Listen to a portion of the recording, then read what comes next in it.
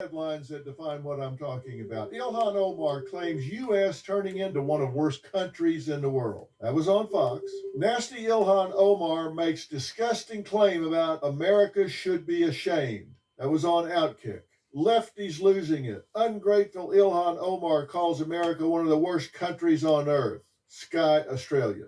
Even the Aussies can't even believe what she's saying. She does nothing but whinge and complain the whole time. I don't know how she gets voted in continually, to be honest. She's an absolute disgrace. Let's listen to some of what she said. To have a democracy, a beacon of hope for the world to now be turned into one of the worst countries where the military are in our streets without any regard for people's constitutional rights. Wait. Stop here. My name's Connor Kern. I'm one of the co-owners of Local. You can't make this up. Who are we talking about here? Omar fled Somalia, a failed state, a country ravaged by civil war, corruption, and poverty, and she spent years in a Kenyan refugee camp. I hate that for her. I really do. She resettled in the U.S. as a refugee. So happy for her. She was given housing, afforded education, opportunity, freedom. She became a citizen in 2000 at 17. Again, so happy for her. Thank God she escaped that terrible life. And she was elected to Congress, one of the first Muslim women in the House. The American dream. She has every reason to be thankful. Is she? Not even almost. Instead, she spends her time bashing the very country that saved her and her family. Here's more of what I consider garbage. See, I mean, I grew up in a dictatorship. And I don't even remember ever witnessing anything like that. To have a democracy, a beacon of hope for the world to now be turned into one of the worst countries. How about just thank you? Thank you for giving me a soft place to land. Thank you for giving me a track to run on. Thank you for giving me somewhere to be and thrive and grow. And here's the thing. She has the right to say what she's saying. Culturally, psychologically, I think it's disgusting. But does she have the right to say it? Yeah, she does. Just like I have the right to say it's absolutely disgusting. And whoever voted for her now knows who they voted for and should kick her ass to the curb. Most shocking, instead of gratitude for America, she has the unmitigated gall to just spew nothing but unwavering disdain. And this isn't new. In 2019, she said, "This is not going to be the country of white people." In 2020, she said, "We must dismantle the whole system of oppression." It's so oppressive that she came here as a refugee, got all of these entitlements, and was elected to Congress. In June 2021, she compared the U.S. and Israel to Hamas and the Taliban, saying, "We have seen unthinkable atrocities committed by the U.S., Hamas, Israel, Afghanistan, and the Taliban." Really, she puts the U.S. on that list. That's crazy talk. She said lawmakers support Israel because it's all about the Benjamins, baby. When talking about 9/11, she said, CARE was founded after 9/11 because they recognized that some people did something. Really? Some people did something. Way to stand up for your country.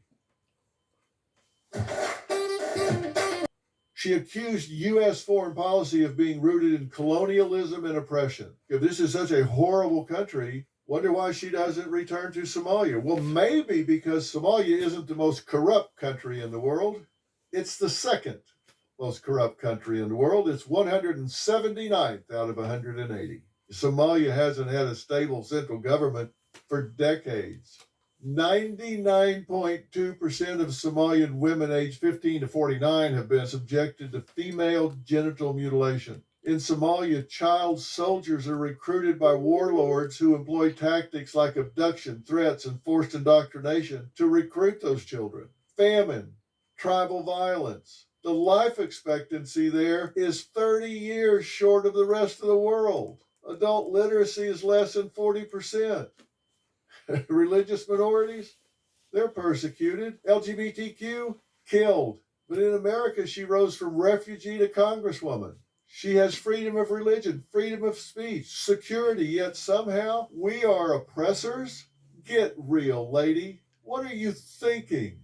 Sadly, she's not the exception. She speaks for a woke wing of the Democratic Party that sees America not as a land of opportunity, but as some kind of evil empire. I've talked to so many Democrats that said, we didn't leave the Democratic Party.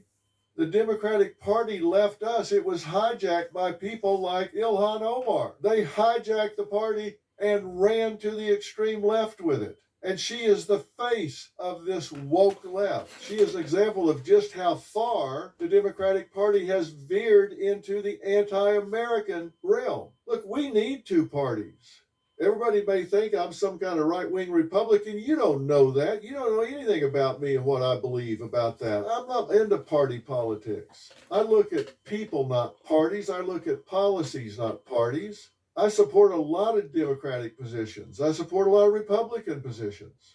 I do not support this extreme woke left ideology. The ones that call for tearing down statues of the founders, abolishing the police, opening our borders, paying reparations, and having equity over merit, pronouns over patriotism. I do not support that. They demonize the very institutions that gave them power. Capitalism, free speech, and democracy, that's not progressivism. It's resentment. It's disguised as virtue, which is really just virtue signaling.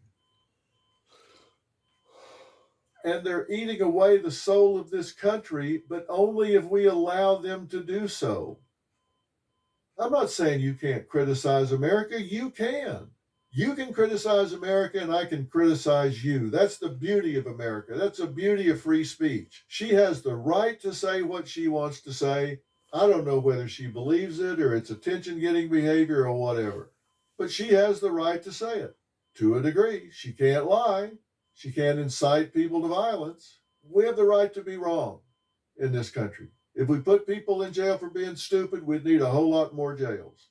And I think what she's saying is absolutely stupid. Don't know her, haven't met her, be happy to talk to her. But I think what she's saying is dangerous. I think it's stupid. When you stand on the world stage and act like this country is no better than the Taliban or Somalia, you have lost your way. That's not patriotism, it's poison. But you've got the right to say it because you are in America, which is the greatest country on the face of the earth. And that's the real story. You want to hear more real stories? Click below, follow, and subscribe. And like I said, I want to hear what you think about what she said and what I said about what she said. Because I'm going to pull those out. I'm going to read them and respond to them. Because we're getting ready to get real interactive on the real story. See you next time.